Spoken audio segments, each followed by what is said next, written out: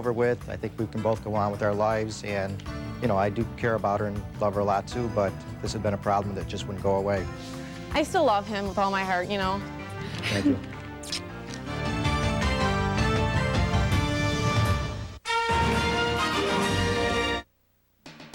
The governor tells all in a Playboy interview. Women, religion, and the military. He seemed to leave no group untouched. Now the governor's office is doing some spin control. For once, people are actually buying Playboy for the articles. I'm Tom Hauser. I'll have that story coming up. And new technology could make your trip in a new car safer. Paul? I'm Paul Brand. Coming up, I'll show you a new airbag technology. The slick new way one car maker lets you adjust the position of the pedals so you're a safe distance from the airbag. Head back to Governor for just a second. We do believe he will have a live news conference coming up during this half hour. We'll have that for you. Live at 5 starts in under 1 minute. It's Ford authorized clearance. We leased our new 4-door F-150 for only $289 a month, and suddenly cars become a real handyman. With the most payload in its class, I'm making fewer trips to the store. For only $289 a month, lease the Northland Edition F-150 during the Ford authorized clearance. A $289 a month lease and the power of a Triton V8. And don't forget the standard 4 doors. Get to your Northland Ford store. Hey, feast your eyes on this, the big New Yorker pizza from Pizza Hut. Now, this is what pizza's supposed to be. Look at this thing. 16 inches of real street corner pizza dripping with cheese. Look at all this cheese. Over a pound of cheese on this masterpiece. You know what a pound of cheese costs at the market? And we dropped the price $1. Now it's just $8.99. $8.99. What part of big, good, and incredible deal don't you understand? Hurry, this price ain't gonna last. So if you want to feed a lot of big mouths without taking a big hit in the wallet, try the big New Yorker from Pizza Hut. Try it already. From KSTP TV, this is Channel 5 Eyewitness News, live at 5. Minnesota's governor speaks out to the entire country in a revealing interview in Playboy magazine. Good evening, everybody.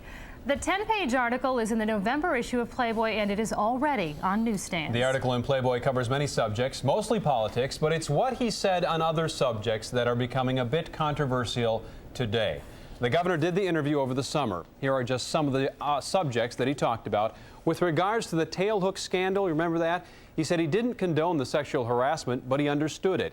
Because of the situations the Navy deals with on a daily basis, quote, they're not going to consider grabbing a woman's breast or buttock a major situation.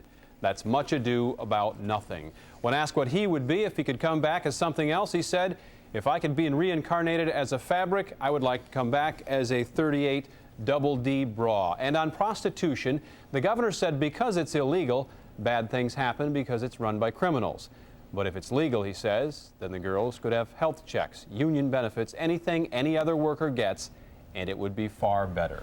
But his touchy statement on religion is one subject that struck many people today. In the article, Ventura says organized religion is a sham and a crutch for weak-minded people who need strength in numbers. It tells people to go stick their noses in other people's business. The religious right wants to tell people how to live. The Council of Churches estimates about 7 in 10 Minnesotans consider themselves members of an organized religion. So you can imagine the outpouring of reaction to the governor's slam. We talked to a Catholic heading into Mass and a Protestant minister. I was unhappy to hear that he would speak out like he did. It didn't make me happy at all. And when you dismiss faith and organized religion in Minnesota, that's a pretty fair number of us. Now, the Lutheran church that the governor attends, the pastor there, he is not commenting about the remarks tonight. Well, as we said at the top of the hour, we believe the governor will be talking about this interview, but until this point, it's been a day of spin control for his staff members. Channel 5's Tom Hauser joins us now with that part of the story. Tom? Randy, the governor is no stranger to controversy, and as usual, it's controversy of his own making, this time because of what he told Playboy magazine. But unlike other situations where the governor's office seems to just wait for it all to blow over, this time there's an effort to put out a major fire. Good afternoon, Governor Ventura's office. The toughest job in the governor's office belongs to Sana Olson. Good afternoon, Governor Ventura's office. Could you hold, please?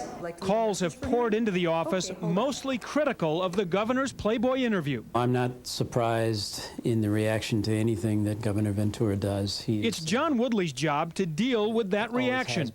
He admits this Playboy interview is the toughest fire he's tried to control as the governor's communications director. We are now going to dump out of that story we were just giving you in order to go to the governor live in the governor's reception room at the state capitol. Let's tune in now and listen.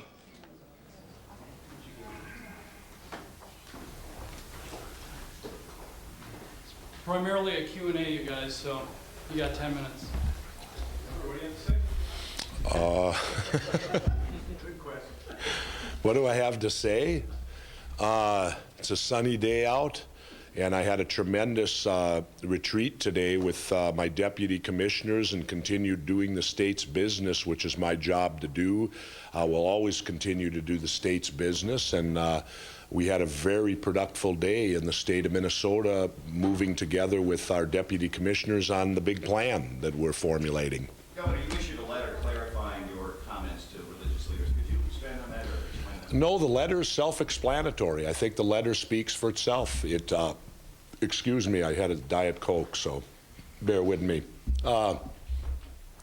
My comments were made on my own behalf and my own beliefs, and my position in life that I particularly don't need organized religion. But I don't condemn anyone that does. That obviously they play an important role, and I certainly don't want to offend or alienate them because I certainly need them in our big plan of what we talked about. They will be very much a focus point of it, of making people self-sufficient and making people be the citizens that we hope that we'll all become here in the state of Minnesota. But you talked about an experience in Vietnam or something. Could you relate that? The public has not had a chance. Well, I talked about an experience that happened, actually it was in the Philippines, where a good friend of mine, I walked in one day and it was very much a poverty-stricken area, and I walked into my friend and he was stuffing a large amount of money into an envelope. And I asked him what that was for, and he said, well, my nephew's being baptized. And I said, so why the money? And he said, well, if you don't pay, you don't get baptized. And I said, well, I recollect John doing it in the river for free. You know, that he didn't charge anyone, and that anyone who desires to have that done can have it done for nothing. And I was told, no, it doesn't work that way. If you don't pay, it doesn't happen. And I just saw at that point in my life, in this particular poverty-stricken area, that the organized religion was very wealthy and the people were very poor. And so it made an impression on me that they somehow were being led to believe they could buy their way.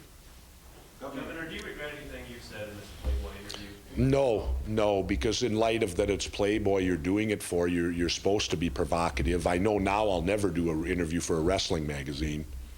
What about some of the comments? No, I'll never do one for a wrestling magazine, because if I get in my wrestling mode, there's no telling what you all will do to me. Governor, are you surprised, though, by how your words carry this much weight now? Yes. And yeah. Especially when you're dealing with religion. This is a line that a lot of folks... Well, I separate church and state, and I will always be honest, and I think that's my problem. See, the career politician won't be honest. When the career politician gets asked a question, they'll give the answer they're supposed to. They'll give the answer that's politically correct. They'll give the answer that, that you need to give to get reelected. That's not me. I will be honest, and if so doing, if my honesty causes me problems, it's the only thing I can be, and it's the only thing I've ever been. So I will give honest answers, not necessarily politically correct answers. Governor, I was talking to the chairman of the Reform Party, Ventura, who said that he believes that you sort of misuse your celebrity for personal gain, whereas you could be celebrity for the common good, but you don't. That was his position. He thinks this interview is an example. Well, Mr. Verney's certainly entitled to his opinion. Yeah, we all have one, don't we? What about some of the comments? I have nothing to say, I have nothing. I mean, if that's the way he feels, that's the way he feels. Are you at all worried about what it might do to the Reform Party's national image, an interview like this? No, I'm not, because You know, they told me when I made the comments during the election, when I talked about prostitution and drugs, they had leaders of the Reform Party said, now I'll never win the election. And I proved them wrong, because again, it was a case of honesty. And I'm going to be honest again. I'm going to be honest. I'm not going to necessarily be politically correct. And I certainly, you know, and really, my feeling on the religious end is that I think all the religious leaders will forgive me. Because I think that's what religion's about, is forgiving. I mean, we all make mistakes. We're all on this planet, and none of us are perfect. I don't think any of us will raise our hands and say that we are. And I think that that anyone involved and is sincere in religion will say that certainly I would forgive the governor for anything he'd say. You know, and as you know, we're all going to make, you know, say things that will offend someone, but they're not meant that way. Governor, some of the people are calling you a bigot today. I actually saw that quote. What's your response to that? Well, if the truth makes you a bigot, how am I a bigot? Just because, let me ask you, in what context am I a bigot? I think this is from the Archdiocese of New York. I saw that quote. Probably for That they called me a bigot? Yes. That I had an impression of my life and I saw things and I made a determination and a belief. I don't think I'm a bigot, because I separate church and state. I have my own beliefs of what I believe in, and I adhere to those beliefs. And as I said in the article, I live by the golden rule: treat others as you would want them to treat you. And I guess I'd say that I haven't caused any wars. Are religious people weak-minded? No. Or if they are, they seek religion that makes them better people. So if they are weak-minded, it helps them. Are you concerned that And again, I haven't started any wars as religion. you're saying religion? No, I'm not saying anything. I asked a question. I said, I haven't started any wars throughout time. Has religion? Are you concerned that this brouhaha will make it more difficult for you to enlist the religious community in your plan next Tuesday? No, because as I said, that none of us are, you know, no. I don't think so, because all of this today has nothing to do with how I govern the state of Minnesota. All of this today, again, is Jesse Ventura, the person, and personal. It has nothing to do with any decisions that I make, with anything that I've done in that office back there, or anything we've accomplished today with the state of Minnesota moving forward. It has nothing to do with that at all. This is just one interview that I did of many that I do. You know, as I said, I'll never do a wrestling interview because, excuse me, there's that Diet Coke again, because I know that if I got into my wrestling persona and did an interview, you know, in a wrestling magazine, I don't know what would become of that one. Every 5 or 6 weeks, something seems to come up. Are you that good at planning? Oh, Eric, I can honestly tell you I don't plan any of it. I can honestly look at all of you and ask you if you're that good a planner. You know, and I would enjoy a thank you from all of you in the media. Because I would enjoy a thank you. You're welcome. Because I do keep things up for you and make your life fun and interesting. So I appreciate that you said thank you. I really do. It's very heartfelt and all that. What was? Do you apologize, or do you owe anyone an apology for anything you said in that article? I don't know. I'm not going to. You know, I did the article and I said what I said in it, and if things are taken out of context or if people read what they say, you know, when you read something, everyone's going to read it different. Everyone that reads something reads it different. And I know what I mean by what I say, and if people don't understand it, then I'm not going to apologize for it, no. And again, I didn't like the headline today in the Star Tribune that said I defended Tailhook. I did not. I said that I don't condone the behavior, but I understand why it happened. I understand how it could happen. And I'm probably one of the few in this room that can. You know, but I don't condone it, but I do understand it. Can you talk about that a little bit more? The much ado about nothing. Like, I had a great interview with you, and now you're hogging it from these people here. You know, I already gave you a one-on-one. Look, and they like that. And I'm The much ado about nothing is your imposition on what they were thinking. Right. When I said the statement that it's much ado about nothing, I was putting myself in the position of the perpetrators of Tailhook. I was not putting myself of me, Jesse Ventura, saying this is much ado about nothing. I was saying that they would view that. These are Frankensteins that we create. And they don't have an on and off switch.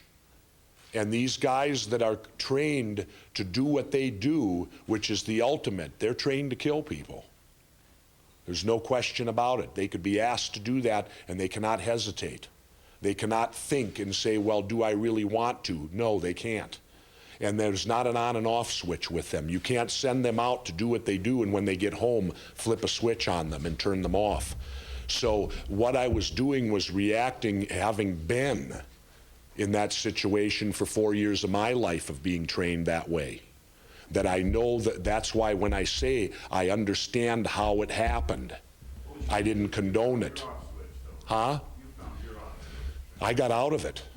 Yeah, but you can imagine many of these people do it for 10, 15, and 20 years. I did it for only 4. And so, what would I say to the victims? That it was tragic. That they were, you know, that it was tragic that it happened. It's the old classic case of being in the wrong place at the wrong time. You know, the same as you can be a victim of many things. You can be a victim being in the wrong place at the wrong time every day in life. It's not necessarily something that can be avoided. You know, and it was bad behavior. There's no doubt about it. But as I said, I don't condone it. I simply understand how it can happen. You know, when you put to 10, 15, 20, 30 of these people in a room and start serving alcohol, yeah, bad situations can arise from it. It seems to be, this may be a question, but it seems you're big on personal responsibility, yet you're kind of defraying the responsibility that those people share. No, I'm not. I very clearly said I don't condone it. I understand it. There's a big difference. I simply understand what happened and how it could. I'm not, sure. They were court-martialed for it as well. They should have been. But all I'm saying in the article is that I understood how it can happen because I know the intensity of the training. I know that you know these people are put and trained, you know, to do a specific thing that many others can't. That's why they're very special in what they do. It goes back, if you want to, a little bit. You want me on that wall. You need me on that wall. Yet you question the very freedom which I provide for you. Jack Nicholson, A Few Good Men. And I'll say to you, no, you're all chuckling, but I'll say to you, to give you an example, and I want those that I gave the example to in the other room to keep quiet now. Who's the villain in that film? Is Colonel Jessup, Jack Nicholson, the villain? Is he the villain? Did you see the film? Yeah. All right, is he the villain? No. Why? Who is then? It's been a long time. Who is? The doctor. Exactly. Exactly. The doctor is the villain. And that's the point. If you have to understand that not everyone, and someone told you the answer, and someone probably heard me tell them the answer. Uh-huh. Did they pay for it? No. I received nothing for it. Governor, did you want to address the comment that was that the majority leader asked about the Mel Brooks? Yeah, the other thing that seems to be under criticism was the comment of, you know, what's the best part of the job? And I said, it's good to be king. Well, for those of you that don't know, That's a line from Mel Brooks's History of the World Part 2. It's a comedy film that on certain portions of the film, Mel turns to the camera and says, "It's good to be the king." Well, that's kind of an inner office joke we have around here, and it stems from, and I'm sitting here having to defend this. It's silly. It's the problem was I didn't sit and say, "That's a joke, that's a joke, that's a joke," which is my policy that I have to do now, is say it's a joke, because no one gets it. I guess my humor is that intimate, or whatever term, that the general public can't get it. Where that stemmed from, and why I laughingly, and I guess he didn't write in there laugh, which is the problem with print media, is that 2 days after my swearing in, I had a group of my closest South Side friends at the residence for dinner, and we were all kind of looking around at the beautiful governor's residence, and we were, being cooked by, having food prepared by two of the greatest chefs in the world and being served to us, and one of my friends turned to me and said, "It's good to be the king." And another one of my friends laughed and said, "It's good to be friends with the king." And, and it was in straight reference to the Mel Brooks movie, that these, because I come from fairly humble beginnings. And there was none of my friends that ever dreamed we'd be sitting in the residence, eating dinner, being served by, being prepared by two of the greatest chefs in the world, and being served to us in the manner we were. And so that's where that all stemmed from, and it was a joke. But again, I guess I'm learning as governor, you're not allowed to joke. Well, get ready. I'm not going to change who I am, and I'm going to continue to joke and be who I am and be honest with myself. Thanks, everybody. That's it. That's it. Sorry. Thank you. Thanks, Governor. All right.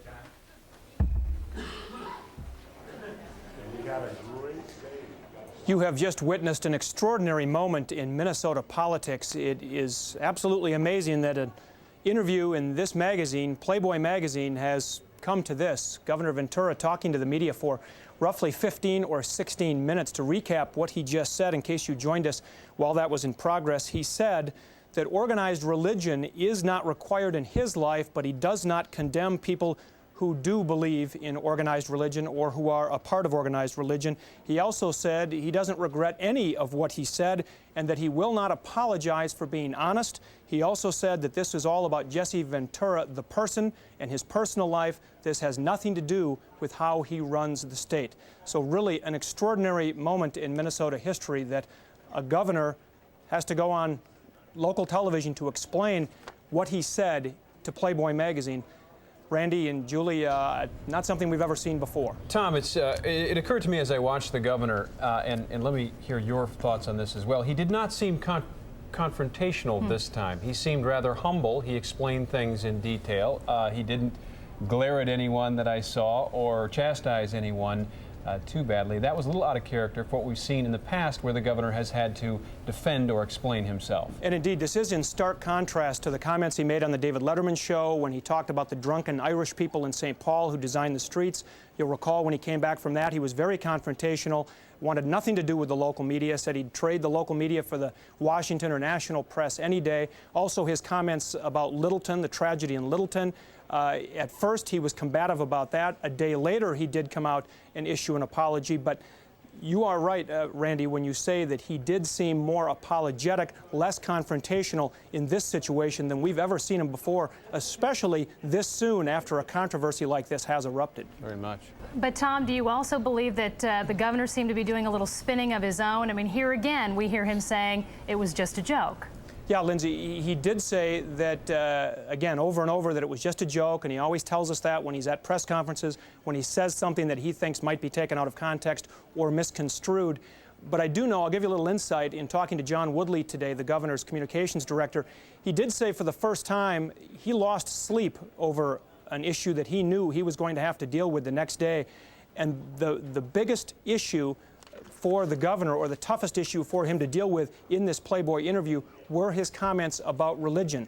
There are just some lines that at some point you got to be careful when you cross them. Obviously, the governor was not careful in what he said in this particular instance, and I think you did see him trying to spin that a little bit about what he actually meant, because, you know, if you look at the interview, there's thousands of words in the interview, there's probably about 100 or 150 of those words that are sparking all of this controversy. So he's trying to give it a little more context, I think. Well, I think it's clear, and as we wrap this up, that Governor Ventura, if you didn't know this about him before, those of you listening, that he doesn't really care too much if his honesty, as he puts it, or his personal feelings offend anyone, and he says he's going to continue to behave that way. I guess that's what we'll see down the road as well. Tom, thanks. We're going to check back with you during our later newscast. I guess you get what you vote for, huh? Well, in some ways, he said this is who I am. This is the Ventura that you voted for, and I'm not going to change or make apologies. Yeah. We will have continuing coverage on this developing story on Eyewitness News at 6 and Eyewitness News at 6:30. We'll be right back. Stay right here. We're good people helping good people. If you've been thinking about buying or leasing a new Chevrolet Silverado, Tahoe, Suburban, Blazer, or S10, Denny Hecker's Southview Chevrolet has a great selection. Drive yours home today. Denny Hecker's Southview Chevrolet Jeep in Grove Heights. We're good people helping good people.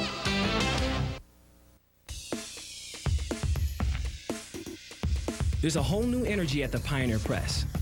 We've added reporters to bring you more local news, more women's sports, and more Vikings. At-a-glance story summaries give you the essentials faster, and all new features like Your Tech, e-business, and personal finance will keep you one step ahead of the future. The new Pioneer Press. You'll know better, you'll know faster, you'll know more. 625 Oakland Street. Oh boy.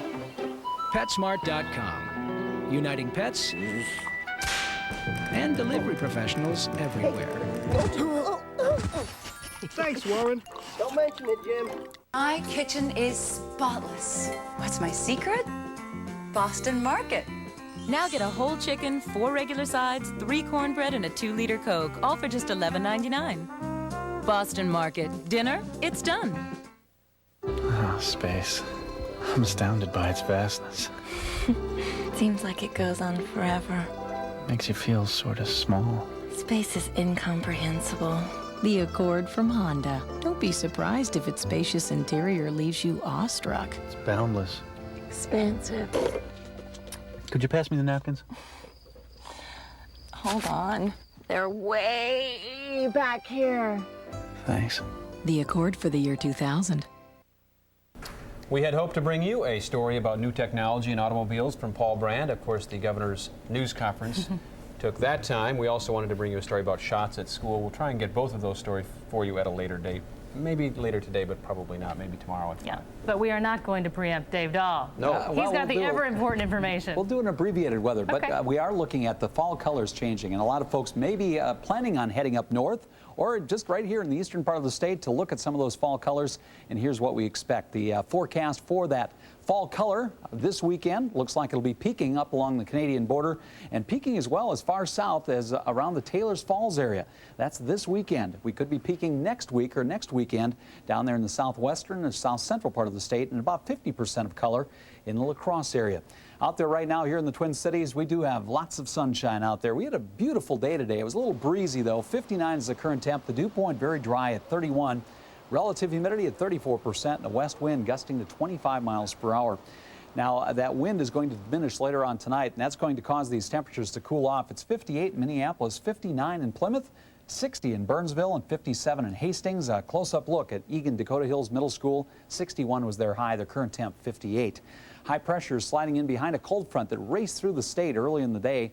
And that kicked up the winds as high as 30 miles per hour throughout much of the afternoon. This area of high pressure is going to keep our skies basically clear tonight. Then we're going to watch this area of moisture. Rain and snow mixed out over the Dakotas and Nebraska. We could even have some rain and snow mixed into southwestern Minnesota by the afternoon tomorrow. Some showers here. The Weather Center 5 forecast overnight tonight. Mostly clear, low down to 36. Tomorrow then expect some sunshine early. The clouds increase as the day goes on. Showers develop and a high of 48.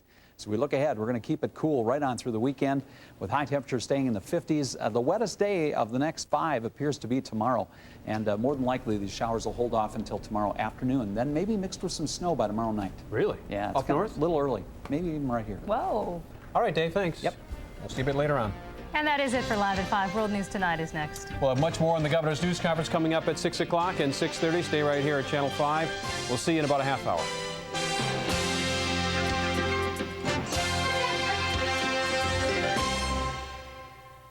It's Ford authorized clearance time at Towsley Ford. The Northland's largest volume Ford truck dealer. Has the Upper Midwest's largest truck selection by far. All with Towsley Ford's pre-discounted bottom line prices. Lease a new F-150 Super Cab 4x4. With off-road package, 5.4 V8 engine, automatic, air, cruise, tilt, power windows and locks, and much more. For just $289 a month. That's right, just $289 a month. Just one example of Ford authorized clearance pricing. At Towsley Ford. And Towsley Conversion Van Center. White Bear Lake. Folks, are you still buying chicken sandwiches from those burger boys? Why? Some of them boys grill their chicken dry as an old shoe. My new tender roast sandwich is deep marinated so it's full of flavor, slow roasted so it's tender and juicy. Try my new tender roast sandwich. Right now it's just $1.99. $1.99? I can do that. I'm the colonel. At KFC, we do chicken right. In the bucket and now on a bun. In Minnesota, we have 10,000 lakes and even more ways to enjoy them. That's why we're first with a fuel that lets us get out in nature while helping to protect it. Yep, a gasoline that cuts tailpipe emissions by 10 to 20% without sacrificing performance or power. So now your drive to the lake, or even a ride on it, is something Mother Nature can truly appreciate. Even if she has a strange way of showing it. Introducing Blue Planet, Earth-friendly gasoline. Now available at holiday station stores. I just want to celebrate, I wanted a real sport utility, so I wasn't about to pass up 0.9 financing on a 99 Explorer Sport. Hey, start celebrating 0.9 financing plus $500 cash back on any 99 Ford Explorer. During Ford authorized clearance, we got 0.9 financing on a 99 Explorer. Loaded with every feature under the sun. Get to your Northland Ford store.